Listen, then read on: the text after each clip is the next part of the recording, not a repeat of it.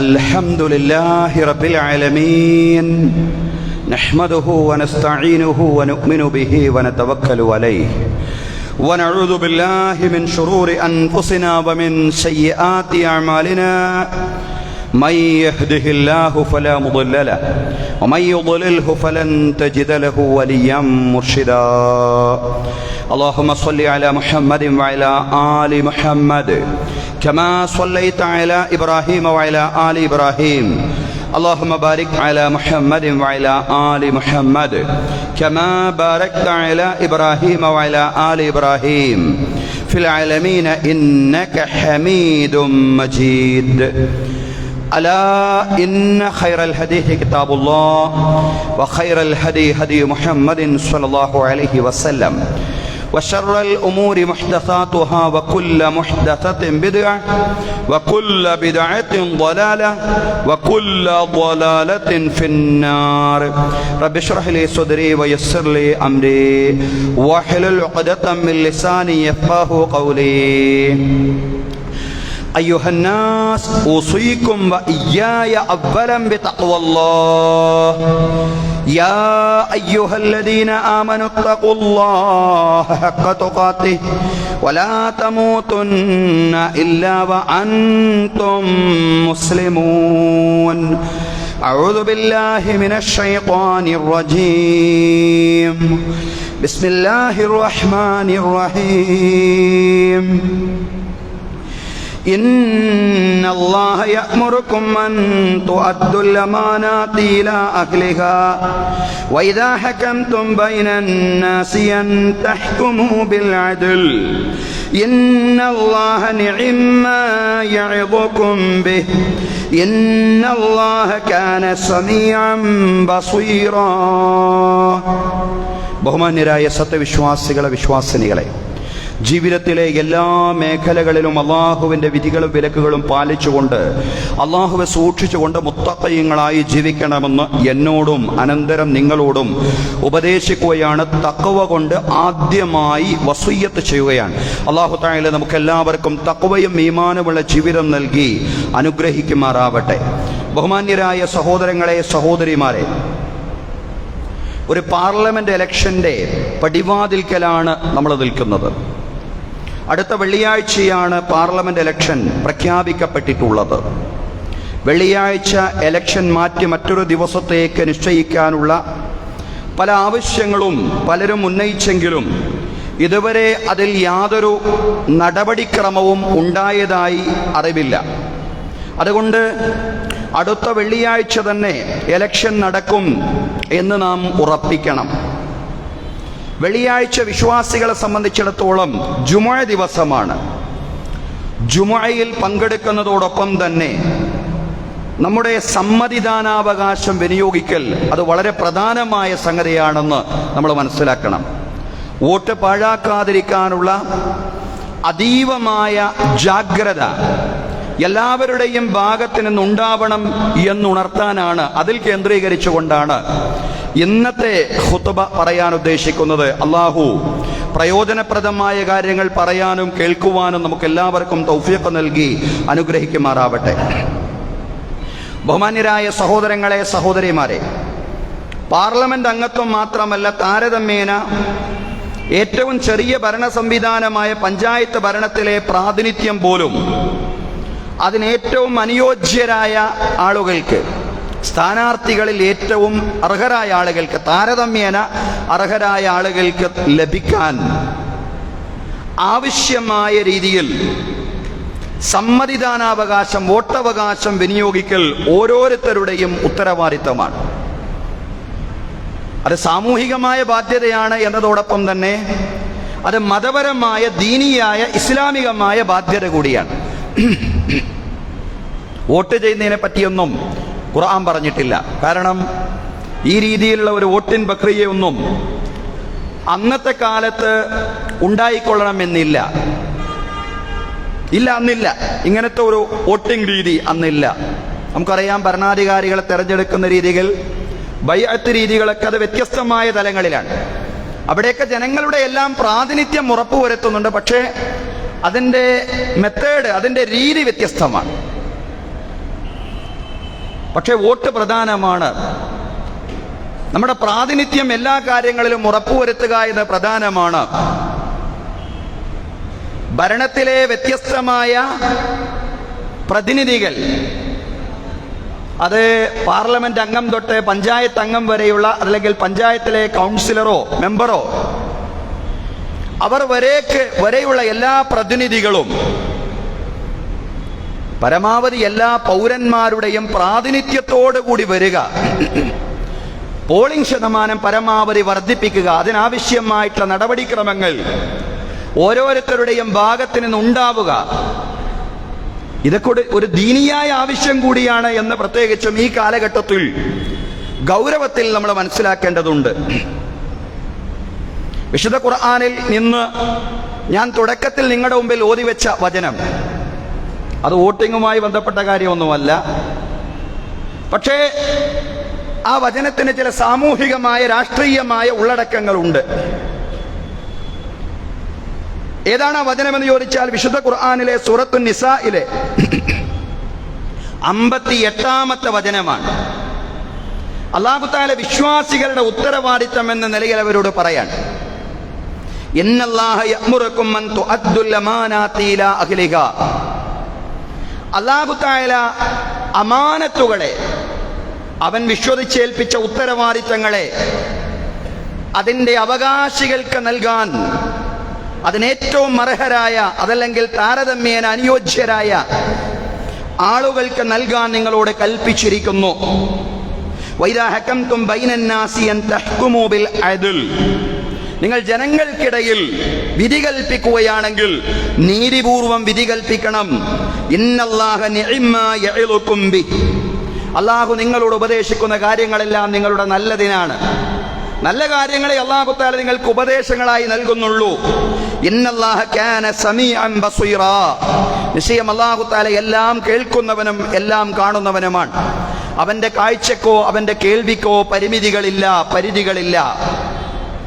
അല്ലാഹു നിങ്ങളെ വിശ്വസിച്ചേൽപ്പിച്ച ഉത്തരവാദിത്തങ്ങൾ അമാനത്തുകൾ എന്നാണ് പറഞ്ഞത്. അമാനത്തുകൾ അതിനേറ്റവും അർഹരായ ആളുകൾക്ക് നിങ്ങൾ ഏൽപ്പിച്ചു കൊടുക്കണം. നിശ്ചയം അല്ലാഹു നിങ്ങളോട് കൽപ്പിക്കുന്നത് അതാണ്, അല്ലാഹുവിന്റെ കൽപ്പനയാണ്. സമ്പത്ത് അല്ലാഹു നമുക്ക് ഏൽപ്പിച്ചിട്ടുള്ള അമാനത്താണ്, മനുഷ്യർക്ക് നൽകിയിട്ടുള്ള അമാനത്താണ്. അതതിന്റെ അവകാശികൾക്ക് നൽകുക. അമാനത്തായ നിലയിൽ ആരെങ്കിലും നമ്മെ വിശ്വസിച്ചേൽപ്പിച്ചിട്ടുള്ള സമ്പത്തുണ്ടെങ്കിൽ അതിന്റെ അവകാശികൾക്ക് നൽകുക. അധികാരം, രാഷ്ട്രീയമായ സ്വാധീനം, രാഷ്ട്രീയമായ അധികാരം, ഇത് അല്ലാഹു മനുഷ്യരെ വിശ്വസിച്ചേൽപ്പിച്ചിട്ടുള്ള അമാനത്താണ്. പക്ഷെ എല്ലാവർക്കും ഭരണം നടത്താൻ കഴിയില്ലല്ലോ. അതുകൊണ്ട് ഭരണനിർവഹണത്തിന് വേണ്ടി പ്രതിനിധികൾ എന്നോണം ചിലരെ തെരഞ്ഞെടുക്കുകയാണ് ചെയ്യുന്നത്. അങ്ങനെ ഭരണാധികാരികളെ, ജനപ്രതിനിധികളെ അധികാരികളായി തെരഞ്ഞെടുക്കുമ്പോൾ ഈ അധികാരം എന്ന് പറയുന്നത് അല്ലാഹു മനുഷ്യനെ വിശ്വസിച്ചേൽപ്പിച്ച അമാനത്താണ് എന്ന ഗൗരവത്തിൽ സമൂഹത്തിൽ ഏറ്റവും അർഹരായ ആളുകൾ, അങ്ങനെയുള്ള ആളുകൾ ഇല്ല സ്ഥാനാർത്ഥികളിൽ എങ്കിൽ താരതമ്യേന മെച്ചപ്പെട്ട ആളുകളെ ഈ അധികാരമേൽപ്പിക്കുവാനുള്ള ബാധ്യത വിശ്വാസികൾ എന്ന നിലക്കും നമുക്കുണ്ട്. പൗരന്മാർ എന്ന നിലയ്ക്ക് ഏതായാലുമുണ്ട്, വിശ്വാസികൾ എന്ന നിലക്കും നമുക്കുണ്ട് എന്നാണ് ഖുർആനിന്റെ ഈ വചനത്തിന്റെ വിശദീകരണം എന്നോണം നമ്മൾ മനസ്സിലാക്കേണ്ടത്. പ്രവാചക വചനം ഇപ്രകാരം നമുക്ക് കാണാൻ കഴിയും. ഇമാം ബുഖാരി ഉദ്ധരിച്ച ഹദീസാണ്. പ്രവാചകൻ സല്ലല്ലാഹു അലൈഹി വസല്ലം പറഞ്ഞു, ഇദാ ദുയ്യഅത്തിൽ അമാനതു ഫന്തളിറിസ് സാഅ. അമാനത്ത് പാഴായി കഴിഞ്ഞാൽ നിങ്ങൾ അന്ത്യദിനം പ്രതീക്ഷിക്കണം. അമാനത്തിന്റെ വിശദീകരണമാണ്. അമാനത്ത് പാഴാകുന്ന കാലം വന്നാൽ, അമാനത്തിന് ആളുകൾ ഗൗരവം കൽപ്പിക്കാത്ത കാലം വന്നാൽ നിങ്ങൾ അന്ത്യദിനം പ്രതീക്ഷിക്കണം. സ്വഹാബിമാര് ചോദിച്ചു, പ്രവാചകരെ കൈഫ ഇദാഅതുഹാ യാ റസൂലല്ലാഹ്, എങ്ങനെയാണ് ഈ അമാനത്തുകൾ പാഴായി പോവുക? വിശ്വസിച്ചേൽപ്പിച്ച കാര്യങ്ങൾ പാഴായി പോവുക, അമാനത്ത് പാഴായി പോവുക എന്നതിന്റെ വിശദീകരണം എന്താണ്? പ്രവാചകൻ സല്ലല്ലാഹു അലൈഹി വസല്ലം പറഞ്ഞു, ഇദാ ഉസ്നിദൽ അംറു ഇലാ ഗൈരി അഹ്ലിഹി ഫന്തളിറിസ് സാഅ. ഇദാ ഉസ്നിദൽ അംറു ഇലാ ഗൈരി അഹ്ലിഹി ഫന്തളിറിസ് സാഅ. അതായത് കാര്യങ്ങൾ, അധികാരം അനർഹരായ ആളുകളിലേക്ക് ഏൽപ്പിക്കപ്പെട്ടാൽ, അനർഹരായ അനുയോജ്യരല്ലാത്ത ആളുകളിലേക്ക് അധികാരം ഏൽപ്പിക്കപ്പെട്ടാൽ അന്ന് നിങ്ങൾ അന്ത്യദിനം സാഴത്ത് പ്രതീക്ഷിക്കണം. സാഴത്ത് എന്ന് പറഞ്ഞാൽ അന്ത്യദിനം. സഹോദരങ്ങളെ, സ്വാഭാവികമായിട്ടും നമ്മളെല്ലാവരും നമ്മോട് ചോദിക്കുന്ന ഒരു ചോദ്യമുണ്ട്. അതിന് സ്ഥാനാർത്ഥികളെല്ലാം നമ്മുടെ ഇവിടത്തെ എന്ന് മാത്രമല്ല മൊത്തത്തിൽ പറയാം, ഇപ്പറയുന്ന രീതിയിൽ എല്ലാ ക്വാളിറ്റിയുമുള്ള, എല്ലാ യോഗ്യതകളുമുള്ള, എല്ലാ നിലക്കും അർഹരായ ആളുകളാണോ? എല്ലാ നിലക്കും അർഹരായ ആളുകൾ എന്ന നിലയ്ക്ക് നമുക്ക് ആരെയും കണ്ടെത്താൻ സാധിക്കില്ല. ഒരു വിഷയത്തിനും പൂർണ്ണമായ അർഹത, പൂർണ്ണമായ യോഗ്യത എന്ന നിലയ്ക്ക് നമുക്ക് തെരഞ്ഞെടുക്കാൻ കഴിയില്ല. പക്ഷേ എല്ലാ മേഖലകളിലേക്കും നമ്മൾ താരതമ്യേന മെച്ചപ്പെട്ടത് എന്ന ഒരു നിരീക്ഷണമാണ് നടത്താറുള്ളത്. ഈ മേഖലയിലേക്കും നമുക്ക് അതേ നടത്താൻ കഴിയൂ എന്നുള്ളതാണ്. താരതമ്യേന മെച്ചപ്പെട്ടതിനെ പിന്തുണക്കുക എന്ന ആശയം ഇത് പ്രവാചകൻ സല്ലല്ലാഹു അലൈഹി വസല്ലമയുടെ കാലം മുതൽ, ആ കാലത്തെ ചരിത്രം മുതൽ ഇസ്ലാമിക സമൂഹം അനുവർത്തിച്ചിട്ടുള്ള ഒരു സമീപനമാണ്. നമുക്കറിയാം, AD 615 റോമും പേർഷ്യയും തമ്മിൽ പോരാട്ടം നടക്കുന്ന കാലം. രണ്ട് ശക്തികൾ, ഒരു വശത്ത് റോം, മറുവശത്ത് പേർഷ്യ. അതാണ് കാലം. നമുക്കറിയാം, റോം എന്ന് പറഞ്ഞാൽ ക്രൈസ്തവരായ ആളുകളുടെ നാടാണ്. പേർഷ്യ അഗ്നിയാരാധകരുടെ നാടാണ് എന്ന് മാത്രമല്ല, പേർഷ്യ ആ കാലത്തെ ഏറ്റവും വലിയ സാമ്രാജ്യത്വ അക്രമി സംഘമായിരുന്നു. പേർഷ്യ ഏറ്റവും വലിയ സാമ്രാജ്യത്വ അക്രമി സംഘം. റോം വേദക്കാരുടെ നാട്, ക്രൈസ്തവരായ വേദക്കാരുടെ നാട്.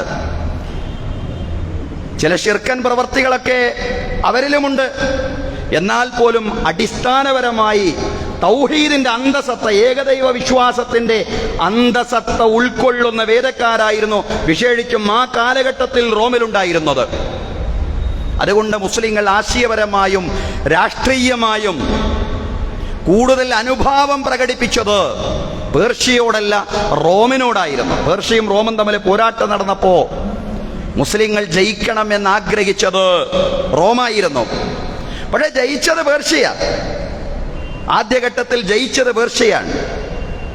വല്ലാത്ത നിരാശയും പ്രയാസവും ഒക്കെ മുസ്ലിങ്ങൾ അഭിമുഖീകരിച്ചു. അന്നത്തെ അറേബ്യയിലെ ബഹുദൈവ വിശ്വാസികൾ വല്ലാണ്ട് സന്തോഷിച്ചു. കാരണം മജൂസികൾ, അഗ്നിയാരാധകർ, വിഗ്രഹാരാധകരായ സമൂഹമാണ് എന്ന് മാത്രമല്ല, ആശയപരമായിട്ട് അവരോട് ഏറെ ചേർന്ന് നിൽക്കുന്ന അഗ്നിയാരാധന കൂടി അവർക്കുണ്ട് എന്നതൊഴിച്ചു കഴിഞ്ഞാൽ മക്കയിലെ ബഹുദൈവ വിശ്വാസികളുടെ എല്ലാ ആശയങ്ങളും അവരും ഏറ്റെടുത്തിട്ടുണ്ട്. യഥാർത്ഥത്തിൽ പേർഷ്യ ഈ പോരാട്ടത്തിലൊക്കെ വിജയിച്ചവർ ചെയ്തുകൊണ്ടിരിക്കുന്ന മജൂസിയത്തിന്റെ പ്രചരണമാണ്. അവരുടെ വിശ്വാസത്തിന്റെ പ്രചരണത്തിന് വേണ്ടിയാണ് അവരുടെ രാഷ്ട്രീയമായ സ്വാധീനം അവർ ഉപയോഗിച്ചുകൊണ്ടിരിക്കുന്നത്. ഈ ഘട്ടത്തിലാണ് പേർഷ്യയുടെ വിജയമുണ്ടാവുന്നത്. അവിടെയാണ് ഖുർആൻ വിശ്വാസികളെ ആശ്വസിപ്പിക്കാൻ വേണ്ടി, വിശ്വാസികൾ ഇത് രണ്ടിലും കക്ഷിയല്ല, പേർഷ്യയിലും റോമിലും നേരിട്ട് കക്ഷിയല്ല, പക്ഷേ മാനസികമായി വിശ്വാസികളെന്ന് റോമിനെ പിന്തുണച്ചിരുന്നു എന്നുള്ളതാണ്. റോമിന്റെ പരാജയമുണ്ടായപ്പോ, റോമിന്റെ പരാജയം സ്ഥായിയല്ല, ഏതാനും കാലങ്ങൾക്കുള്ളിൽ, ഒരു 10 കൊല്ലത്തിനുള്ളിൽ തന്നെ റോമ പരാജയത്തെ അതിജീവിച്ചുകൊണ്ട് വിജയം നേടുമെന്ന് പറയാൻ വേണ്ടി മാത്രം ഖുർആനിൽ ഒരു അധ്യായം ഇറങ്ങിയതാണ് സൂറത്തുർ റൂം. അലിഫ് ലാം മീം ഗുലിബത്തിർ റൂമു ഫീ അദ്നൽ അർദ്. അടുത്തേതോ പ്രദേശത്ത് വെച്ച് റോം പരാജയപ്പെട്ടു പോയിരിക്കുന്നു. പക്ഷേ ആ പരാജയം സ്ഥായിയല്ല. വഹും മിൻ ബഅദി ഗലബിഹിം സയഗ്ലിബൂൻ. ആ പരാജയത്തിന് ശേഷം അവർ തിരിച്ചുപിടിക്കുന്നതാണ്, അവർ വിജയം തിരിച്ചുപിടിക്കുന്നതാണ്. ഫീ ബിദ്ഇ സിനീൻ. ഏതാനും വർഷങ്ങൾക്കുള്ളിൽ, 1 മുതൽ 9 വരെയുള്ള അക്കങ്ങൾക്കാണ് അറബി ഭാഷയിൽ ബിദ്ഇ എന്ന് പ്രയോഗിക്കാറുള്ളത്. ഒരു 9 കൊല്ലം, 10 എന്ന് പറയുന്നത് ഒരു വാക്ക് ഉപയോഗിച്ചു എന്ന് മാത്രം. പക്ഷേ ഒരു 9 കൊല്ലം മാത്രമേ അതിനുള്ളിൽ അത് സംഭവിച്ചിരിക്കണം. അത് സംഭവിച്ചു എന്നുള്ളതാണ്. അത് സംഭവിച്ചു. ഖുർആൻ പറഞ്ഞതുപോലെ അത് സംഭവിച്ചു. അങ്ങനെ അത് സംഭവിക്കുമ്പോൾ ഇല്ലാഹിൽ അംറു മിൻ ഖബ്ലു വ മിൻ ബഅദ്. അല്ലാഹുവിനാണ് അധികാരം. നേരത്തെയും അധികാരം പടച്ചവനാണ്, ശേഷവും അധികാരം പടച്ചവനാണ്. വയൗമ ഇദി യഫ്റഹുൽ മുഅ്മിനൂൻ. റോമിന്റെ വിജയമുണ്ടാകുന്ന ഘട്ടത്തിൽ വിശ്വാസികൾ സന്തോഷിക്കും. ബിനസ്രില്ലാഹി യൻസുറു മൻ യശാ.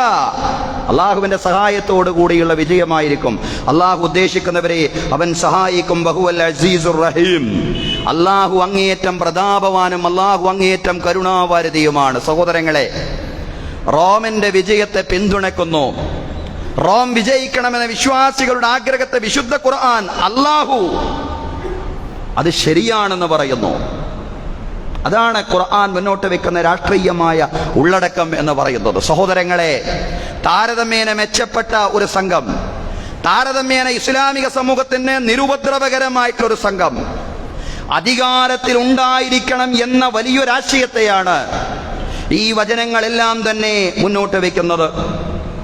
സഹോദരങ്ങളെ, നന്മയുടെ വാഹകരെ, അതല്ലെങ്കിൽ താരതമ്യേന മെച്ചപ്പെട്ടവരെ നമ്മൾ പറഞ്ഞതുപോലെ പിന്തുണക്കേണ്ടത് എല്ലാ കാലത്തെയും വിശ്വാസി സമൂഹത്തിന്റെ ബാധ്യതയാണെന്നാണ് ഈ വചനം നമ്മെ പഠിപ്പിക്കുന്നത്. നമുക്കറിയാം, ഒരു വശത്ത് മതേതര പ്രസ്ഥാനങ്ങളും മറുവശത്ത് ജനങ്ങളെ വർഗീയമായി, വിഭാഗീയമായി, മതപരമായി ഭിന്നിപ്പിക്കുന്ന ഫാസിസ്റ്റുകളും തമ്മിലുള്ള പോരാട്ടമാണ് ഇന്ത്യ രാജ്യത്ത് നടന്നുകൊണ്ടിരിക്കുന്നത്. കേരളം പോലുള്ള സംസ്ഥാനങ്ങളിൽ വ്യത്യസ്തമായിട്ടുള്ള ഒരു ചിത്രമുണ്ട് എന്ന് നമ്മൾ അറിയാതെ പോകരുത്. വലത് ഇടത് മുന്നണികൾ തമ്മിലുള്ള വടംവലി നടക്കുന്നുണ്ട്, അതല്ലെങ്കിൽ പോരാട്ടം ഇവിടെ നടന്നുകൊണ്ടിരിക്കുന്നുണ്ട്, പരസ്പരം മത്സരിച്ചു കൊണ്ടിരിക്കുന്നുണ്ട്. ശരിയാണ്. അതേ അവസരം തന്നെ വർഗീയ ശക്തികളെ അകറ്റി നിർത്താനും കേന്ദ്രത്തിൽ ഒരു മതേതര ഭരണകൂടം രൂപപ്പെടാനുമാണ് നാം പ്രവർത്തിക്കേണ്ടതും നമ്മുടെ സമ്മതിദാനാവകാശം വിനിയോഗിക്കേണ്ടതും. സഹോദരങ്ങളെ, സഹോദരിമാരെ, നമുക്കറിയാം, നമ്മളൊക്കെ ആഗ്രഹിക്കുന്നത് പോലെ ഇന്ത്യ മുന്നണി എന്ന് പറയുന്ന സഖ്യം അധികാരത്തിലേക്ക് വരണം. അതിനാരെ പിന്തുണച്ചാലാണ് കാര്യങ്ങൾ കൂടുതൽ ലളിതമാവുക എന്നതിനെ മുൻനിർത്തിക്കൊണ്ടുള്ള പിന്തുണയാണ് നമ്മുടെ ഭാഗത്ത് നിന്നുണ്ടാവേണ്ടത്. അത്രയേ ആ വിഷയവുമായി ബന്ധപ്പെട്ടുകൊണ്ട് പറയാൻ സാധിക്കുകയുള്ളൂ. സഹോദരങ്ങളെ, സഹോദരിമാരെ, അതിനുവേണ്ടി നമ്മുടെ വിവേചനാധികാരത്തെ, നമ്മുടെ ബുദ്ധിയെ ജാഗ്രതയോടുകൂടി ഉപയോഗിക്കുക.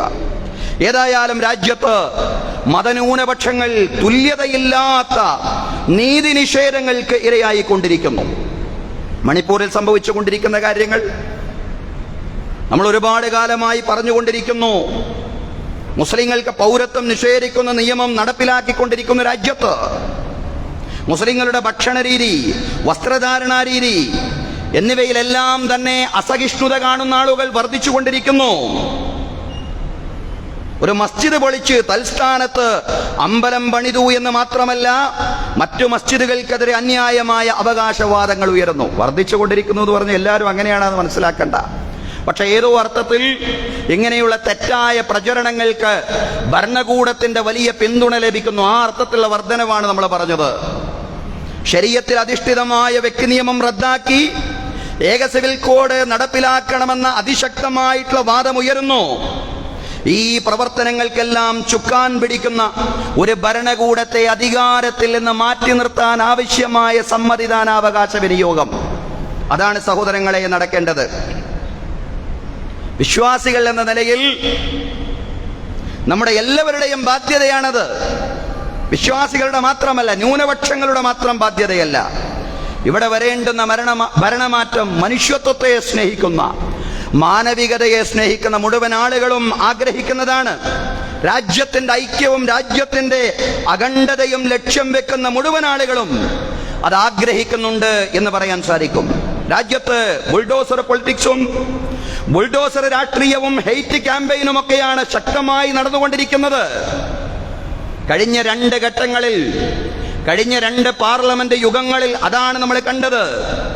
അതിനപ്പുറത്ത് രാജ്യത്തിന്റെ വികസനത്തെക്കുറിച്ച്, രാജ്യത്തിന്റെ പുരോഗതിയെക്കുറിച്ച് ക്രിയാത്മകമായ ഡിബേറ്റുകൾ ഉണ്ടാവുന്നില്ല എന്നുള്ളതാണ്. എല്ലാറ്റിനും കാരണം ഇവിടെ ഒരു ഫാസിസ്റ്റ് ഭരണകൂടം മതീശത്വം വാഴുന്നു എന്നുള്ളതാണ്.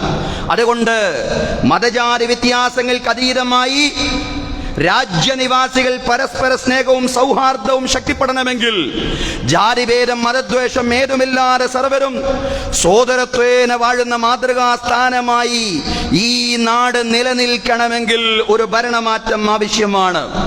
സഹോദരങ്ങളെ, അത് നമ്മുടെയൊക്കെ ഉത്തരവാദിത്തമാണ്. ആളുകൾ അക്രമിയെ കണ്ടു, അക്രമികളായ അതീശ ഭരണകൂടത്തെ കണ്ടു. അതിനെ നിയന്ത്രിക്കാൻ അവരൊന്നും ചെയ്തില്ല, അതിന്റെ കൈക്ക് പിടിച്ചില്ല എങ്കിൽ അള്ളാഹുവിന്റെ ഭാഗത്തു നിന്നുള്ള ശിക്ഷ എല്ലാവരെയും പൊതുവായി ബാധിക്കുമെന്നാണ് പറഞ്ഞത്. അള്ളാഹിന്റെ ശിക്ഷ ഭൂമിയിൽ ഇറങ്ങും. അതുകൊണ്ട് അക്രമിയെ നിയന്ത്രിക്കാൻ, അക്രമ ഭരണകൂടങ്ങളെ നിയന്ത്രിക്കുവാൻ, ഫാസിസ്റ്റ് വർഗീയ ശക്തികളെ നിയന്ത്രിക്കുവാനുള്ള ഒരു പരിശ്രമമാണ്. വിജയിപ്പിക്കലും പരാജയപ്പെടുത്തലും ഒക്കെ പടച്ചവനാണ്. നമുക്ക് ചെയ്യാനുള്ള കഴി നമുക്ക് ചെയ്യാനുള്ള പണി നമ്മൾ ചെയ്യുക, അത് മാത്രമേ നമുക്ക് പറയാൻ സാധിക്കൂ. ഏതായാലും ഒരു പ്രത്യേകതരം വംശീയതയിലേക്ക് രാജ്യം കൂപ്പുകുത്തിക്കൊണ്ടിരിക്കുന്നു. വംശീയതയുടെ അഗാധ ഗർത്തങ്ങളിലേക്ക് രാജ്യം ആണ്ട് പൂണ്ടുകൊണ്ടിരിക്കുന്നു. ആ വംശീയത പല സമൂഹങ്ങളെയും നശിപ്പിച്ചിട്ടുണ്ട്. ചരിത്രത്തിൽ സമൂഹങ്ങൾ പലതും നശിച്ചത് വംശീയമായ ഭ്രാന്ത് കൊണ്ടായിരുന്നു. ചരിത്രം നമുക്കറിയാം. ഫറോവയുടെ കാലത്ത് ഫറോവ ഈജിപ്തിൽ അനുവർത്തിച്ചിട്ടുള്ള വംശീയത, ഈജിപ്തിലെ കോപ്റ്റ് വംശജരായിരുന്നു അതിന്റെ ഇരകൾ. ഇന്ന ഫിർഔന അലാ ഫിൽ അർദി വജഅല അഗ്ലഹാ ശിയഅൻ യസ്തൽഇഫു ത്വായിഫതൻ മിൻഹും യുദബ്ബിഹു അബ്നാഅഹും വയസ്തഹീ നിസാഅഹും ഇന്നഹു കാന മിനൽ മുഫ്സിദീൻ. വിശുദ്ധ ഖുർആൻ പറയുന്നുണ്ടല്ലോ, നിശ്ചയം ഫിർഔൻ അക്രമിയായ ഭൂമിയിൽ എഴുന്നേറ്റ് നിന്നു. അവൻ തന്റെ സമൂഹത്തെ, തന്റെ രാജ്യത്തെ പൗരന്മാരെ രണ്ട് തട്ടിൽ തിരിച്ചു. കോപ്റ്റിക്കുകളും ഇസ്രായേലിയരും. അങ്ങനെ ഇസ്രായേലിയരെ കോപ്റ്റിക്കുകൾ അടിച്ചമർത്തുന്ന സാഹചര്യം. യുദബ്ബിഹു അബ്നാഅഹും വയസ്തഹീ നിസാഅഹും. ഇസ്രായേലിയരുള്ള ആൺമക്കളെ കോപ്റ്റ് വംശജർ അറുകൊല ചെയ്യുകയാണ്. ഫിർഔന്റെ കുടുംബം, ഫിർഔന്റെ ഗോത്രം അറുകൊല ചെയ്യുന്നു. അതിനുള്ള പ്രോത്സാഹനം ഫിർഔന്റെ ഭാഗത്ത് നിന്നുണ്ടാവുന്നു. വയസ്തഹീ നിസാഅഹും. അതുപോലെ തന്നെ ഇസ്രായേലിയരുള്ള പെൺമക്കളെ ജീവിക്കാൻ അനുവദിക്കുന്നു, മാനഭംഗപ്പെടുത്തുന്നു എന്നും ചില വ്യാഖ്യാതാക്കൾ പറഞ്ഞിട്ടുണ്ട്. ഈ അർത്ഥത്തിൽ അക്രമം കാഴ്ചവച്ചിരുന്ന ഫിർഔൻ ഇന്നഹു കാന മിനൽ മുഫ്സിദീൻ. നിശ്ചയം ആ ഫിർഔൻ അക്രമികളിൽ, അരാജകവാദികളിൽ പെട്ടയാളായിരുന്നു. ഫറോവ കോപ്റ്റ് വംശജരെ വംശനാശം നടത്താൻ വേണ്ടിയുള്ള പ്രവർത്തനങ്ങളിൽ ഏർപ്പെട്ടതുപോലെ ചരിത്രത്തിൽ വംശീയമായ ഉന്മൂലനത്തിന്റെ പല ചരിത്രങ്ങളും നമുക്ക് കാണാൻ സാധിക്കുന്നതാണ്. ഹിറ്റ്ലറുടെ, മുസോളിനിയുടെ ചരിത്രം നമ്മുടെ മുമ്പിലുണ്ട്. സഹോദരങ്ങളെ, ഹിറ്റ്ലറുടെയും മുസോളിനിയുടെയും നേതൃത്വത്തിൽ ഇറ്റലിയും ജർമ്മനിയിലും നമുക്കറിയാം ജൂതന്മാരായിട്ടുള്ള ആളുകളെ ഏത് രീതിയിലായിരുന്നു ഹിറ്റ്ലറെ കൈകാര്യം ചെയ്തിരുന്നത്. ആ ജനതയെ വംശനാശം നടത്തി. അതിനുവേണ്ടിയുള്ള പരിശ്രമങ്ങൾ, വംശനാശം നടത്താനൊന്നും ആർക്കും സാധിക്കില്ല. എന്തൊക്കെ പരിശ്രമിച്ചാലും ഒരു ജനതയെയും പൂർണ്ണമായും ഏതൊക്കെ രീതിയിലുള്ള ഭീകരപ്രവർത്തനങ്ങൾ നടത്തിയാലും പൂർണ്ണമായും ഇല്ലാതെയാക്കാൻ സാധിക്കൂല. അതിന് ഹിറ്റ്ലർക്കും സാധിച്ചിട്ടില്ല, ലോകത്ത് ഒരേ കാര്യവരിക്കും സാധിച്ചിട്ടില്ല എന്നുള്ളതാണ്. പക്ഷേ അവരുടെയൊക്കെ ഉദ്ദേശം അതായിരുന്നു, ഉന്മൂലനം ചെയ്യുക എന്നതായിരുന്നു, വംശീയമായി ഇല്ലാതാക്കുക എന്നുള്ളതായിരുന്നു. അത് ചരിത്രമാണ്. എന്നാൽ ആ ചരിത്രം ഇന്ന് വർത്തമാനമായി നമ്മൾ പശ്ചിമേഷ്യയിൽ കണ്ടുകൊണ്ടിരിക്കുന്നു എന്നുള്ളതാണ്. ഫലസ്തീൻ മക്കളെ ഇല്ലാതാക്കാൻ വേണ്ടി, അവരെ വംശീയമായി ഉന്മൂലനം ചെയ്യാൻ വേണ്ടി ഇസ്രായേൽ ശ്രമിച്ചുകൊണ്ടിരിക്കുന്നു. ഒരു കാലത്ത് ഹിറ്റ്ലർ, ആ കാലഘട്ടത്തിലെ ഇരകൾ എന്ന് പറയാവുന്ന ആ ജനത ഇന്ന് വേട്ടക്കാരനായി ഇന്നുകൊണ്ട് ഫലസ്തീൻ മക്കളെ ഉന്മൂലനം ചെയ്യാനുള്ള പരിശ്രമത്തിൽ ഏർപ്പെട്ടിരിക്കുന്നു എന്നുള്ളതാണ്. അത് ഇന്നത്തെ ഒരു വർത്തമാനമാണ്. അതുകൊണ്ട് വംശീയതയുടെ ചരിത്രവും വർത്തമാനവും നമ്മുടെ മുമ്പിലുണ്ട്. ആ വർത്തമാനമോ ചരിത്രമോ നമ്മുടെ നാട്ടിലേക്ക് വരാതിരിക്കാനുള്ള ജാഗ്രതയാണ് ഫാസിസത്തെ അകറ്റി നിർത്താനുള്ള പരിശ്രമം എന്ന് പറയുന്നത്. കാരണം നമുക്കറിയാം, ഇസ്രായേൽ എന്ന് പറയുന്ന ഭീകരമായ രാഷ്ട്രത്തെ നയിച്ചുകൊണ്ടിരിക്കുന്ന പ്രത്യയശാസ്ത്രം സിയോണിസമാണ്. സൈനിസം എപ്രകാരമാണോ വംശനാശത്തിൽ, വംശീയമായ ഉന്മൂലനത്തിൽ വിശ്വസിക്കുന്നത്, അതിന്റെ ഒരു മറുവശം തന്നെയാണ് ഫാസിസം എന്ന് പറയുന്നത്. പ്രത്യക്ഷമായ ശത്രുക്കളായി മുസ്ലിങ്ങളെയും ക്രൈസ്തവരെയും കമ്മ്യൂണിസ്റ്റുകളെയും എടുത്തു പറഞ്ഞതാണ് വിചാരധാര. അതുകൊണ്ട് സംശയമില്ല, ലക്ഷ്യം വെക്കുന്നത്, അജണ്ടയായിട്ട് മുന്നോട്ട് വെക്കുന്നത് വംശീയമായിട്ടുള്ള ഉന്മൂലനമാണ് ഇന്ത്യൻ ഫാസിസവും. ആ ഫാസിസത്തിനെതിരുള്ള ജനാധിപത്യപരമായ പോരാട്ടമാണ് നമ്മെ സംബന്ധിച്ചിടത്തോളം പാർലമെന്റ് തെരഞ്ഞെടുപ്പ് എന്ന് പറയുന്നത്. തെരഞ്ഞെടുപ്പ് ഒരു വെള്ളിയാഴ്ചയായി എന്നത് ഒരിക്കലും തന്നെ വോട്ട് രേഖപ്പെടുത്തുന്നതിന് തടസ്സമാവാൻ പാടില്ല. ഏറ്റവും പ്രധാനം വോട്ടാണ്, ഏറ്റവും പ്രധാനം തെരഞ്ഞെടുപ്പാണ്. വോട്ടിലൂടെ ഫാസിസത്തിനെതിരെ ശബ്ദിക്കുക സഹോദരങ്ങളെ, സഹോദരിമാരെ. കാരണം ഇത് രാജ്യം അകപ്പെട്ട നാശഗർത്തത്തിൽ നിന്ന് നാടിനെ രക്ഷപ്പെടുത്താനുള്ള അവസരമാണ്. ഒരുപക്ഷേ ഇനി ഇതുപോലൊരു അവസരം ഇന്ത്യ രാജ്യത്ത് നമുക്ക് ലഭിക്കുമോ എന്ന് കണ്ടറിയണം. അതുകൊണ്ട് ലഭിക്കുന്ന അവസരത്തെ പരമാവധി ആത്മവിശ്വാസത്തോടു കൂടി തന്നെ പ്രയോജനപ്പെടുത്തുക. റബ്ബ് തആല സഹായിക്കുമാറാവട്ടെ. അതുകൊണ്ട് സഹോദരങ്ങളെ, അടുത്ത വെള്ളിയാഴ്ച വോട്ട് രേഖപ്പെടുത്തി ജുമുഅക്ക് സംബന്ധിക്കുക. വോട്ട് രേഖപ്പെടുത്തിയതിന് ശേഷം ജുമുഅക്ക് സംബന്ധിക്കുക. അതല്ലെങ്കിൽ ജുമുഅക്ക് സംബന്ധിച്ച് ഏതെങ്കിലും കാരണവശാൽ ജുമുഅക്ക് മുമ്പ് വോട്ട് രേഖപ്പെടുത്താൻ സാധിച്ചില്ല എങ്കിൽ ജുമുഅക്ക് വന്നതിന് ശേഷം വോട്ട് രേഖപ്പെടുത്തും എന്ന് ഉറപ്പുവരുത്തുക. ഒരു വോട്ടും, ഒരു പുരുഷന്റെ വോട്ടും ഒരു സ്ത്രീയുടെ വോട്ടും ഒരു പൗരന്റെ വോട്ടും പാഴാവരുത്. നാം വോട്ട് ചെയ്യുക മാത്രമല്ല, അതിനെ മാത്രമല്ല ശ്രദ്ധിക്കേണ്ടത്, നമ്മുടെ വീട്ടിലെ സ്ത്രീകൾ, നമ്മുടെ മാതാപിതാക്കൾ, അതുപോലെ തന്നെ വൃദ്ധരായ ആളുകൾ, എല്ലാവരെയും അവരുടെ വോട്ട് ചെയ്തു എന്ന് ഉറപ്പുവരുത്തേണ്ടുന്ന ബാധ്യതയും നമ്മുടേതാണ്, കുടുംബനാഥന്മാരായ നമ്മുടേതാണ്. വീട്ടിലെ എല്ലാവരും വോട്ട് ചെയ്തിട്ടുണ്ട് എന്ന് ഉറപ്പുവരുത്തുക. വോട്ടിന്റെ പ്രാധാന്യം എല്ലാവരെയും ബോധ്യപ്പെടുത്തുക. ഇന്ന് മുതൽ തന്നെ വോട്ടിന്റെ പ്രാധാന്യം നമ്മൾ ആളുകളെ ബോധ്യപ്പെടുത്തുക. എല്ലാവരും ആർക്കാണ് വോട്ട് ചെയ്യേണ്ടത് എന്നുള്ള ആ ഒരു വിവേചനമൊക്കെ എല്ലാവർക്കും ഉണ്ട്. അതിൽ നമ്മൾ കേന്ദ്രീകരിക്കുന്നില്ല, കേന്ദ്രീകരിക്കേണ്ടതില്ല. പക്ഷേ വോട്ട് ചെയ്യിപ്പിക്കുക എന്നുള്ളതാണ്. വോട്ട് ചെയ്തു എന്ന് ഉറപ്പുവരുത്തുക. അതുപോലെ തന്നെ ഒന്നിലധികം പള്ളികളുള്ള പ്രദേശങ്ങളുണ്ടാവും. ഒന്നിലധികം പള്ളികളുള്ള പ്രദേശങ്ങളിൽ പള്ളികളുടെ ഭാരവാഹികൾ ഒരുമിച്ചിരുന്നു കൊണ്ട് ജുമുഅക്ക് വ്യത്യസ്ത സമയങ്ങൾ ക്രമീകരിക്കുക. ഒരു പള്ളിയിൽ ഒരു സമയമാണെങ്കിൽ വേറൊരു പള്ളിയിൽ വേറൊരു സമയമാണെങ്കിൽ ജുമുഅക്ക് ജുമുഅയുടേതായൊരു സമയമുണ്ട്, ആ സമയത്താവണം. പക്ഷെ ആ സമയത്ത് തന്നെ നമ്മൾ ചുരുങ്ങിയ സമയത്തിനുള്ളിൽ അവസാനിപ്പിക്കുകയാണെങ്കിൽ ഒരു സ്ഥലത്ത് കിട്ടാത്ത, ജുമുഅ കിട്ടാത്ത ആളുകൾക്ക് വേറൊരു സ്ഥലത്ത് കിട്ടും. അതിന് മസ്ജിദുകളുടെ ഭാരവാഹികൾ ഒരുമിച്ചിരുന്നു കൊണ്ട് സമയം ക്രമീകരിക്കുകയും ആ സമയം പത്രങ്ങളിലൂടെയോ സാമൂഹ്യ മാധ്യമങ്ങളിലൂടെയോ പ്രസിദ്ധീകരിക്കുകയും ചെയ്താൽ കൂടുതൽ സൗകര്യപ്രദമാവും. സഹോദരങ്ങളെ, സഹോദരിമാരെ, തെരഞ്ഞെടുപ്പ് പ്രക്രിയയുമായിട്ട് നേരിട്ട് ബന്ധപ്പെടുന്ന ബൂത്ത് ഏജന്റുമാരുണ്ടാവും. അതുപോലെ തെരഞ്ഞെടുപ്പ് ഉദ്യോഗസ്ഥർ, ഇവരിലൊക്കെയുള്ള വിശ്വാസികൾക്കാണ് ജുമുഅയുടെ കാര്യത്തിൽ മറ്റൊരു പ്രയാസം നേരിടുന്ന വേറൊരു കൂട്ടർ അവരാണ്. അതായത് തെരഞ്ഞെടുപ്പ് പ്രക്രിയയുമായിട്ട് നേരിട്ട് ബന്ധപ്പെടുന്ന ബൂത്ത് ഏജന്റുമാർ, അതുപോലെ തെരഞ്ഞെടുപ്പ് ഉദ്യോഗസ്ഥർ, അവരെ സംബന്ധിച്ചിടത്തോളം പറയാണ്, തെരഞ്ഞെടുപ്പ് പ്രക്രിയ കൃത്രിമങ്ങളില്ലാതെ നടക്കുന്നു എന്ന് ഉറപ്പുവരുത്തലാണ് അടുത്ത വെള്ളിയാഴ്ച അവരെ സംബന്ധിച്ചിടത്തോളം പ്രധാനമായ കാര്യം. അടുത്ത വെള്ളിയാഴ്ച അവരെ സംബന്ധിച്ചിടത്തോളം പ്രധാനമായ കാര്യം എന്ന് പറയുന്നത് തെരഞ്ഞെടുപ്പ് പ്രക്രിയ കൃത്രിമങ്ങളില്ലാതെ നടക്കുന്നു എന്ന് ഉറപ്പുവരുത്തുക എന്നുള്ളതാണ്. ജുമുഅക്ക് പ്രാധാന്യമുണ്ട്, പക്ഷേ ഒരു പ്രത്യേക സാഹചര്യത്തിൽ നാം പറയുന്ന അഭിപ്രായമാണ് എന്ന നിലയിലാണ് അതിനെ നമ്മൾ കാണേണ്ടത്. അന്നത്തെ ദിവസം അതിനാണ് അവർ മുൻഗണന നൽകേണ്ടത്. ജുമുഅക്ക് പോയി പോളിംഗ് ബൂത്തിൽ നിന്ന് ജുമുഅക്ക് വേണ്ടി പുറത്തു പോവാൻ പറ്റാത്തൊരു സാഹചര്യം അവർക്കുണ്ടെങ്കിൽ, പോളിംഗ് ബൂത്തിൽ നിന്ന് ജുമുഅക്ക് വേണ്ടി പുറത്തു പോവാൻ പറ്റാത്ത ഒരു സാഹചര്യം അവർക്കുണ്ടെങ്കിൽ, അതല്ലെങ്കിൽ അങ്ങനെ പോയാൽ മറ്റു വല്ല പ്രയാസങ്ങളും ഉണ്ടാവും എന്നവർക്ക് തോന്നുന്നുവെങ്കിൽ പല ഇളവുകളും അവർക്ക് സ്വീകരിക്കാവുന്നതാണ്. പലയിടങ്ങളിൽ നിന്നും യാത്ര ചെയ്ത് വന്നവർ എന്ന അർത്ഥത്തിൽ യാത്രക്കാരുടെ ഇളവ് അവർക്ക് പ്രയോജനപ്പെടുത്താവുന്നതാണ്. ദീർഘയാത്രകളൊന്നും ചെയ്യുന്ന ആളുകൾക്ക് നമുക്കറിയാം ജുമുഅ അവർക്ക് നിർബന്ധമായിട്ടുള്ളൊരു കാര്യമല്ല. അതുകൊണ്ട് യാത്രക്കാരുടെ ഇളവ് അവർക്ക് പ്രയോജനപ്പെടുത്താവുന്നതാണ്. ഇനി അത്ര വലിയൊരു ദീർഘയാത്രയൊന്നും നടത്തിയിട്ടില്ലെങ്കിൽ ജുമുഅയിൽ സംബന്ധിക്കാൻ കഴിയാത്ത ഒരു നിർബന്ധ സാഹചര്യം, ഒരു നിർബന്ധിത സാഹചര്യം എന്ന നിലയ്ക്കും അവർ ഈ കാര്യത്തെ അവർക്ക് മനസ്സിലാക്കാവുന്നതാണ്.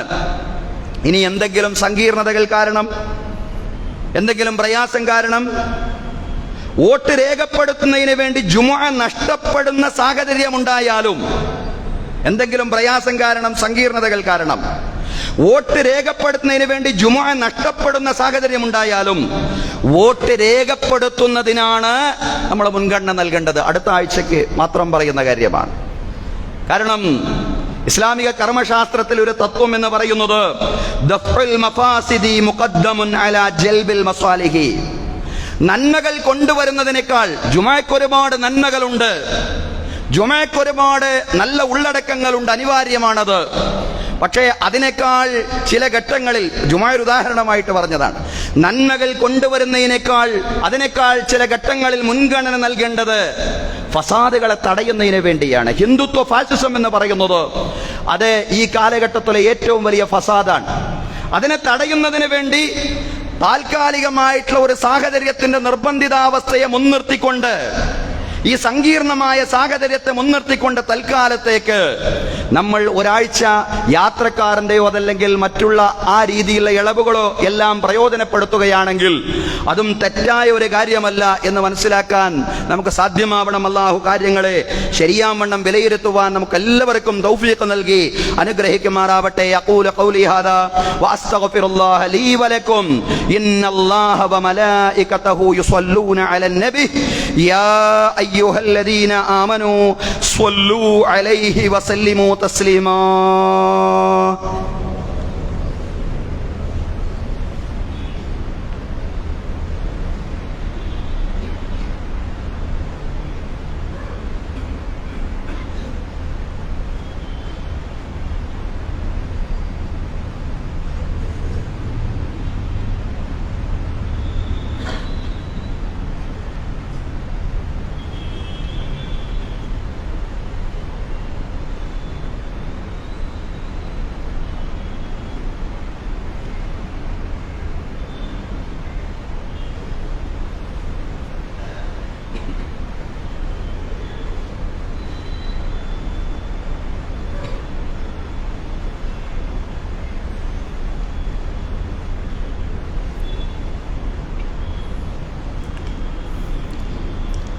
അൽഹംദുലില്ലാഹി റബ്ബിൽ ആലമീൻ വസ്സലാത്തു വസ്സലാമു അലർ റസൂലിൽ അമീൻ മുഹമ്മദിൻ വഅലാ ആലിഹി വസ്വഹ്ബിഹി അജ്മഈൻ. അയ്യുഹന്നാസ് ഊസീകും വഇയ്യായ സാനിയം ബിതഖ്വല്ലാഹ്. യാ അയ്യുഹല്ലദീന ആമനു തഖുല്ലാഹ ഹഖ്ക തുഖാതിഹി വലാ തമൂതുന്ന ഇല്ലാ വഅൻതും മുസ്ലിമൂൻ. ബഹുമാന്യരായ സത്യവിശ്വാസികളെ, വിശ്വാസിനികളെ, ജീവിതത്തിലെ എല്ലാ മേഖലകളിലും അള്ളാഹുവിൻ്റെ വിധികളും വിലക്കുകളും പാലിച്ചുകൊണ്ട് അള്ളാഹുവെ സൂക്ഷിച്ചുകൊണ്ട് മുത്തഖീങ്ങളായി ജീവിക്കുവാൻ എന്നോടും അനന്തരം നിങ്ങളോടും ഉപദേശിക്കുകയാണ്. രണ്ടാമതായും തഖ്വ കൊണ്ട് വസിയ്യത്ത് ചെയ്യുകയാണ്. അല്ലാഹു തആല നമുക്കെല്ലാവർക്കും തഖ്വയും ഈമാനുമുള്ള ജീവിതം നൽകി അനുഗ്രഹിക്കുമാറാവട്ടെ. ബഹുമാന്യരായ സഹോദരങ്ങളെ, സഹോദരിമാരെ, അടുത്ത വെള്ളിയാഴ്ച നമ്മുടെ എല്ലാ മസ്ജിദുകളിലും, മിക്ക മസ്ജിദുകളിലും ജുമുഅയ്ക്ക് വേണ്ടി പ്രത്യേകം ക്രമീകരണം നടത്തിയിട്ടുണ്ടാവും ഇൻഷാ അല്ലാഹ്. അതുമായി ബന്ധപ്പെട്ട് ഇനിയും ചർച്ചകൾ ചെയ്യാത്ത ആളുകൾ ചർച്ചകൾ ചെയ്യുമെന്നാണ് മനസ്സിലാക്കുന്നത്. ഏതായാലും നമ്മുടെ അടുത്ത ആഴ്ചത്തെ ജുമുഅ 1 മണിക്ക് ആരംഭിച്ച് 1:20 അവസാനിക്കുന്നതാണ്. ജുമുഅയും ഖുതുബയും എല്ലാം ചേർന്ന് 20 മിനിറ്റിനുള്ളിൽ 1 മണിക്ക് തുടങ്ങി 1:20 അവസാനിക്കുന്നതാണ്. ആളുകൾ നേരത്തെ വരണമെന്നില്ല. ഒരാൾ ഓട്ടൊക്കെ ചെയ്ത് നേരത്തെ വരികയാണെങ്കിൽ നല്ലത്. പക്ഷേ ജുമുഅ ആരംഭിക്കുന്ന സമയം 1 മണിയായിരിക്കും. 1:20 ജുമുഅയുടെ എല്ലാ കർമ്മങ്ങളും അവസാനിക്കുകയും ചെയ്യും. അതുപോലെ തന്നെ നമ്മുടെ മദ്രസയിൽ വെക്കേഷൻ ക്ലാസ് നാളെ മുതൽ ആരംഭിക്കുകയാണ്. വേനലവധി പ്രമാണിച്ച് വെക്കേഷൻ ക്ലാസ് എല്ലാ കൊല്ലവും നടത്തി വരാറുണ്ട്. നമുക്കറിയാം, മദ്രസയിൽ സാധാരണ കുട്ടികൾ പോവാത്ത കുട്ടികളുണ്ടെങ്കിൽ അവർക്ക് കൂടി പ്രയോജനപ്പെടുത്താവുന്നതാണ് വെക്കേഷൻ ക്ലാസ് എന്ന് പറയുന്ന. വെള്ളിയാഴ്ച ഒഴികെയുള്ള എല്ലാ ദിവസങ്ങളിലും വെക്കേഷൻ ക്ലാസ് ഉണ്ടാവും. അത് നാളെ മുതൽ ആരംഭിക്കുകയാണ്. അതുകൊണ്ട് രക്ഷിതാക്കൾ ഗൗരവപൂർവ്വം ദീനീ വിദ്യാഭ്യാസത്തിന്റെ പ്രാധാന്യം മനസ്സിലാക്കി, ത്വലബുൽ ഇൽമി ഫരീളത്തുൻ അലാ കുല്ലി മുസ്ലിമിൻ വ മുസ്ലിമ എന്നല്ലേ, മുസ്ലിമായ ഓരോ സ്ത്രീയുടെയും പുരുഷന്റെയും നിർബന്ധ ബാധ്യതയാണ് വിജ്ഞാനം തേടുക, വിജ്ഞാനം അന്വേഷിക്കുക എന്ന് പറയുന്നത്. അതുകൊണ്ട് മക്കളെ മദ്രസയിൽ ചേർക്കാൻ എല്ലാവരും പ്രത്യേകമായി ശ്രദ്ധിക്കണമെന്ന് ഉണർത്തുകയാണ്. സഹോദരങ്ങളെ, സഹോദരിമാരെ, നമുക്കറിയാം, നമ്മുടെ ഗൾഫ് രാജ്യങ്ങളിലെ നമ്മുടെ സഹോദരന്മാരെ മഴക്കെടുതിയുടേതായ വലിയ പ്രയാസങ്ങൾ അഭിമുഖീകരിച്ചു കൊണ്ടിരിക്കുകയാണ്. നമ്മുടെ നാട്ടിൽ പ്രളയമുണ്ടായപ്പോൾ നമ്മുടെ നാട് അഭിമുഖീകരിച്ച പ്രയാസമൊക്കെ നമുക്കറിയാം. നമുക്കൊന്നും ചെയ്യാൻ കഴിയില്ല. പക്ഷേ നമ്മുടെ സഹോദരങ്ങൾക്ക് വേണ്ടി, ഗൾഫ് രാജ്യങ്ങളിൽ മഴക്കെടുതി അഭിമുഖീകരിക്കുന്ന സഹോദരങ്ങൾക്ക് വേണ്ടി നമുക്ക് പ്രാർത്ഥിക്കാം. അല്ലാഹു തആല പ്രളയത്തിന്റെയും മഴക്കെടുതിയുടെയും പ്രയാസങ്ങളിൽ നിന്ന് ആ പ്രദേശങ്ങളെ എല്ലാം രക്ഷപ്പെടുത്തി അനുഗ്രഹിക്കുമാറാവട്ടെ. ബഹുമാന്യരായ സഹോദരങ്ങളെ, ഒരുപാട് ആളുകൾ ദുആ കൊണ്ട് വസിയ്യത്ത് ചെയ്തിട്ടുണ്ട്. അതായത് ഗൾഫിലും നാട്ടിലുമൊക്കെയുള്ള സഹോദരന്മാർ, രോഗം കൊണ്ട് പ്രയാസപ്പെടുന്ന ആളുകൾ, ദുആ കൊണ്ട് വസിയത്ത് ചെയ്ത ആളുകളുണ്ട്. അല്ലാഹു തആല അവരുടെ രോഗം എല്ലാ അർത്ഥത്തിലും ശിഫയാക്കി കൊടുക്കുമാറാവട്ടെ. ചെറുതും വലുതുമായ എല്ലാ രോഗങ്ങളും അല്ലാഹു നമ്മിൽ നിന്നെല്ലാം ഷിഫിയാക്കി തരുമാറാവട്ടെ. ദുആ കൊണ്ട് വസിയത്ത് ചെയ്ത രോഗികളുടെ രോഗം അല്ലാഹു തആല ഷിഫിയാക്കി കൊടുക്കുമാറാവട്ടെ. അതുപോലെ തന്നെ മരണപ്പെട്ടു പോയ ആളുകൾ, അവരുടെ ബന്ധുക്കൾ വസിയത്ത് ചെയ്തിട്ടുണ്ട്. അല്ലാഹു തആല മരണപ്പെട്ടു പോയ നമ്മുടെ സഹോദരങ്ങൾ, അവർക്ക് മഗ്ഫിറത്തും റഹമത്തും പ്രദാനം ചെയ്യുമാറാവട്ടെ. അല്ലാഹുവേ, ഞങ്ങളെ ഇവിടെ നീ ഒരുമിച്ച് കൂട്ടിയതുപോലെ നാളെ നിന്റെ നിരവധി അനുഗ്രഹങ്ങൾ നിറഞ്ഞ ജന്നാത്തുൽ ഫിർദൗസിലും ഒരുമിച്ച് കൂട്ടണമേ തമ്പുരാനെ. അല്ലാഹുവേ, ഞങ്ങളുടെ എല്ലാ പ്രവർത്തനങ്ങളും നിന്റെ പ്രീതിയിലും നിന്റെ പൊരുത്തത്തിലുമാക്കി തീർക്കണമേ തമ്പുരാനെ. അല്ലാഹുവേ, ഞങ്ങളിൽ നിന്ന് മരണപ്പെട്ടു പോയ ഞങ്ങളുടെ മാതാപിതാക്കൾ, ബന്ധുമിത്രാദികൾ, അയൽവാസികൾ എല്ലാവർക്കും മഗ്ഫിറത്തും റഹമത്തും നൽകി നീ അനുഗ്രഹിക്കണമേ നാഥ. അല്ലാഹുവേ, അവരുടെയും ഞങ്ങളുടെയും ബർസഖി ജീവിതം വിശാലമാക്കി തരണമേ റബ്ബേ, വിശാലമാക്കി കൊടുക്കണമേ തമ്പുരാനെ. അല്ലാഹുവേ, ഞങ്ങളുടെ ജീവിച്ചിരിക്കുന്ന മാതാപിതാക്കൾ പടച്ചോനെ ദീർഘായുസ്സോട് കൂടിയുള്ള ആഫിയത്ത് അവർക്ക് നീ നൽകണമേ റബ്ബേ. ആഫിയത്തോട് കൂടിയുള്ള ദീർഘായുസ് ഞങ്ങളുടെ മാതാപിതാക്കൾക്ക് നൽകി നീ അനുഗ്രഹിക്കണമേ തമ്പുരാനെ. അല്ലാഹുവേ, നിന്റെ അർശിന്റെ രാജസിംഹാസനത്തിന്റെ നിഴൽ നൽകിക്കൊണ്ട് ഞങ്ങളെ എല്ലാവരെയും, ഞങ്ങളിൽ നിന്ന് മരണപ്പെട്ടു പോയ ആളുകളെയും പ്രത്യേകമായി നീ അനുഗ്രഹിക്കണമേ റബ്ബേ. പ്രവാചകൻ സല്ലല്ലാഹു അലൈഹി വസല്ലമയുടെ കരങ്ങളിൽ നിന്ന് ഹൗദുൽ കൗസറിന്റെ മഹത്തായ പാനീയം വാങ്ങിച്ചു കുടിക്കാനും പ്രവാചകൻ സല്ലല്ലാഹു അലൈഹി വസല്ലമയുടെ ശഫാഅത്തുൽ ഉളുമായുടെ ഭാഗമാവാനും നാഥാ ഞങ്ങൾക്ക് എല്ലാവർക്കും നീ തൗഫീഖ് നൽകി അനുഗ്രഹിക്കണമേ റബ്ബേ. അല്ലാഹുവേ, വലത് കൈയിൽ ഗ്രന്ഥം നേടിയെടുക്കുന്നവരുടെ കൂട്ടത്തിൽ ഞങ്ങളെ എല്ലാവരെയും നീ ഉൾപ്പെടുത്തണമേ റബ്ബേ. അല്ലാഹുവേ, സിറാത്തിലൂടെയുള്ള ഞങ്ങളുടെ പ്രയാണം മിന്നൽ വേഗത്തിലുള്ളതാക്കി തീർക്കണമേ റബ്ബേ.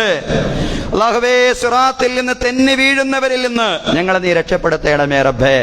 അല്ലാഹുവേ, ഫിർദൗസിൽ പ്രവാചകന്മാരോടൊപ്പം, സുദ്ദീഖുകളോടൊപ്പം, ശുഹദാക്കളോടൊപ്പം, സ്വാലിഹീങ്ങളോടൊപ്പം, സർവോപരി മാതാപിതാക്കളോടൊപ്പം, മക്കളോടൊപ്പം ശാശ്വതമായി സന്തോഷത്തോടെ സംഗമിക്കാൻ നാഥാ ഞങ്ങൾക്ക് എല്ലാവർക്കും നീ തൗഫീഖ് നൽകി അനുഗ്രഹിക്കണമേ റബ്ബേ. അല്ലാഹുവേ, റമളാനിൽ ഞങ്ങൾ ചെയ്ത സുഹൃതങ്ങൾ ഞങ്ങളിൽ നിന്ന് സ്വീകരിക്കണമേ റബ്ബേ. അല്ലാഹുവേ, നോമ്പും ഖുർആനും ഞങ്ങൾക്ക് ശുപാർശ പറയുന്ന സാഹചര്യം ഉണ്ടാക്കണമേ റബ്ബേ. അല്ലാഹുവേ, നോമ്പും ഖുർആനും ഞങ്ങൾക്ക് പ്രതികൂലമായി സാക്ഷി പറയുന്ന അവസ്ഥാവിശേഷത്തിൽ നിന്ന് പടച്ചതമ്പുരാനെ ഞങ്ങളെ എല്ലാവരെയും നീ രക്ഷപ്പെടുത്തി അനുഗ്രഹിക്കണമേ നാഥ. അല്ലാഹുവേ, പലസ്തീൻ മക്കളെ നീ സഹായിക്കണമേ റബ്ബേ. അല്ലാഹുവേ, ഗസയിലെയും റഫയിലെയും മാതാപിതാക്കളെ, സ്ത്രീകളെ, കുഞ്ഞുങ്ങളെ നീ സഹായിക്കണമേ റബ്ബേ. അല്ലാഹുവേ, ഫാസിസത്തെ നീ പരാജയപ്പെടുത്തണമേ റബ്ബേ. അല്ലാഹുവേ, വർഗീയതയെ നീ തോൽപ്പിക്കണമേ റബ്ബേ.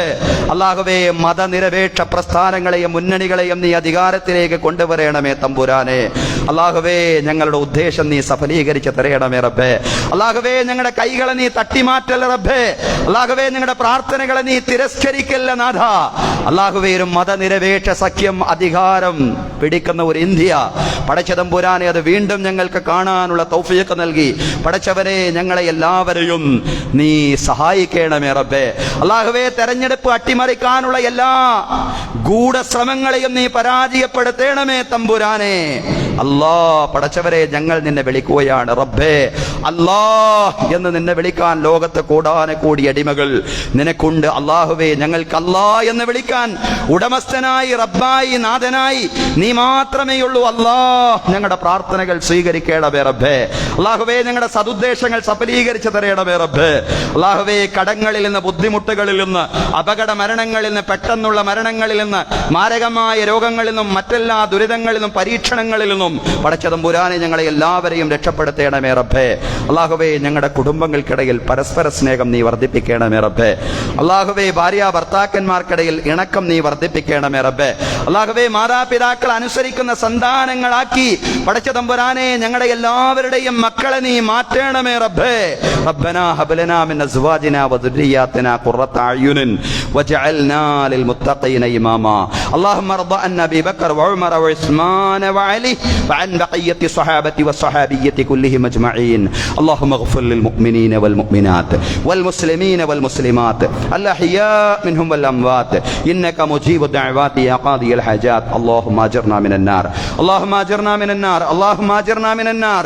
اللهم لا تعذبنا بالنار ولا تجعلنا من حطب النار إنها بئس الدار وبئس المثوى وبئس القرار.